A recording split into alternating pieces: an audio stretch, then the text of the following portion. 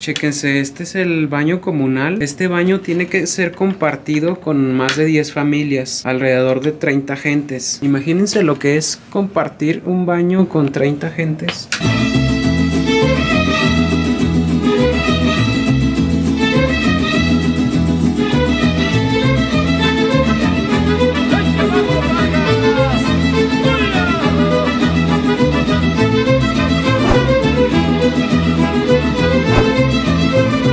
Chicuelos, espero se encuentren bien, se encuentren de maravilla. Yo la verdad que me encuentro muy feliz de mostrarles un cachito más de mi México lindo y querido. Y hoy vamos a abordar un tema muy interesante. Verán, desde tiempos remotos hemos visto cómo el ser humano ha planificado ciudades y pueblos. Un ejemplo de esto son las vecindades mexicanas. Les explico rápidamente. Una vecindad es un complejo de departamentos que convergen entre sí. Son tan famosas que gracias a un personaje muy conocido aquí en México y en general en todo Latinoamérica, dio a conocer estos lugares al mundo. Nada más y nada menos que el Chavo del Ocho. Ese personaje colorido. Millones de mexicanos y latinoamericanos en general crecimos con este personaje, que nos dio una enseñanza muy grande. Se puede vivir feliz con poco. No solamente el Chavo del Ocho fue escenario de estas vecindades. Novelas como María Mercedes, Rubí, La Rosa de Guadalupe han sido escenarios donde el principal set de grabación han sido las vecindades.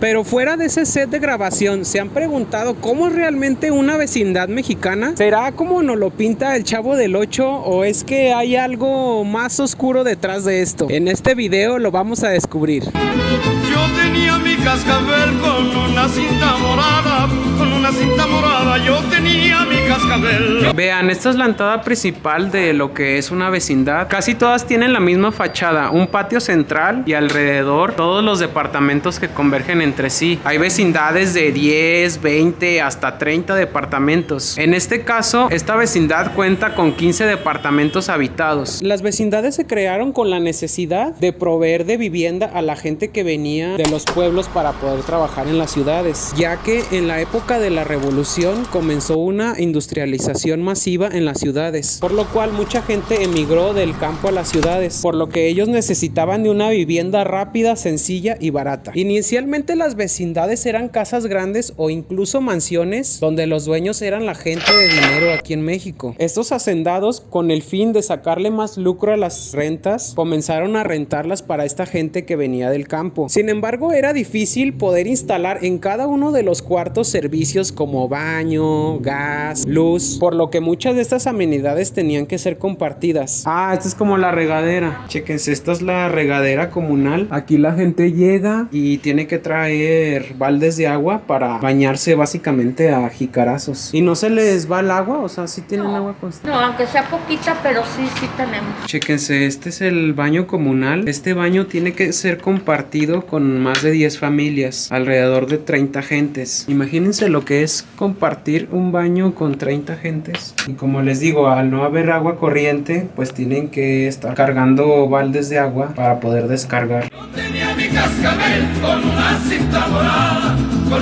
morada, yo tenía mi cascabel. Desde hace varios años ya no se construyen vecindades. La vecindad fue suplantada por otro tipo de viviendas como departamentos, complejos habitacionales y casas de Infonavit, por lo cual las vecindades que quedan datan del siglo pasado. Un ejemplo de ello es esta vecindad que se dice que tiene 100 años de antigüedad y que conserva la fachada inicial, aunque vamos a decirlo ya un poco antigua y deteriorada. Chéquense, por ejemplo, esta ya se ve el barandal bastante deteriorado con el tiempo y como ven el tiempo ya le ha cobrado factura al lugar. Conservan sus puertas originales de madera bastante deterioradas por el tiempo. Vean, esta parte es el segundo patio de la vecindad. Es una vecindad bastante grande ya que converge una cuadra completa. Las fachadas antiguas han hecho que pues el desgaste sea más que evidente y uno de los ejemplos es esto, un cuarto donde el techo prácticamente se ha colapsado, por lo que los vecinos de aquí lo usan para criar gallinas y guardar sus pertenencias. Imagínense lo que es vivir en un edificio tan antiguo que sepas que en cualquier momento va a colapsar. Qué miedo, ¿no creen? Y como era de orden, se lo di a mi gente amada,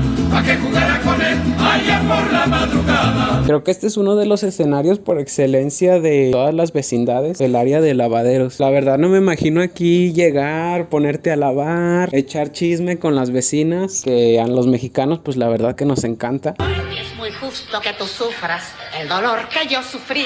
Y justo aquí es donde está la historia de esta vecindad, porque se dice que debajo de estos lavaderos hay un túnel que comunica con la glorieta del Quijote, alrededor de 1 kilómetro de aquí. Este túnel fue construido por Juan Chávez, un bandido muy famoso aquí en México. Él construía túneles por debajo de toda la ciudad de Aguascalientes para poder escapar y que pudieran estarse escondiendo constantemente de la policía. De hecho, Juan Chávez se le consideraba el Robin Hood mexicano, ya que él robaba a los ricos para dárselo a los pobres. Claro ejemplo de ello era que sus mismos túneles los construía en las vecindades mexicanas, ya que la gente pobre y de escasos recursos le tenía demasiada estima. Chéquense estos muros, la construcción es básicamente de adobe. Imagínense la historia con la que cuentan estos muros. ¿Será que Juan Chávez nos habrá dejado un tesoro por aquí? Y es que incluso se han encontrado hasta palas de armas revolucionarias en estas paredes. Me pidió que le cantara el cascabel por menor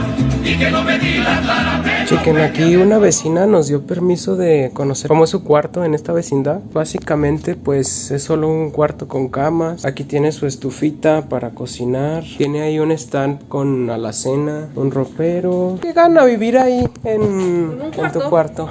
Nada más vivimos 4, mis 3 hijos y yo. Chéquense amigos, dato curioso es que esta vecindad está habitada por un 90% de indígenas oaxaqueños. Ellos vienen por temporadas aquí a la ciudad para trabajar, ya sea a vender artesanías, pero sobre todo para dedicarse al negocio de pedir dinero. Es por eso que tienen tantos hijos, para poder, digamos, causar lástima entre las personas, ya que al tener bastantes hijos, esto se traduce en más limosnas para ellos. De hecho, me comenta una de las vecinas que ese negocio es bastante lucrativo, un negocio de miles y miles de pesos. Sin embargo, ellos pues viven un estilo de vida bastante modesto. Por ejemplo, los de Oaxaca, ellos sí llegan a vivir más en un solo cuarto. Alrededor de 20. Pues sí se apilan, ¿verdad? Incluso me cuenta que ellos llegan a dormir hasta en el suelo.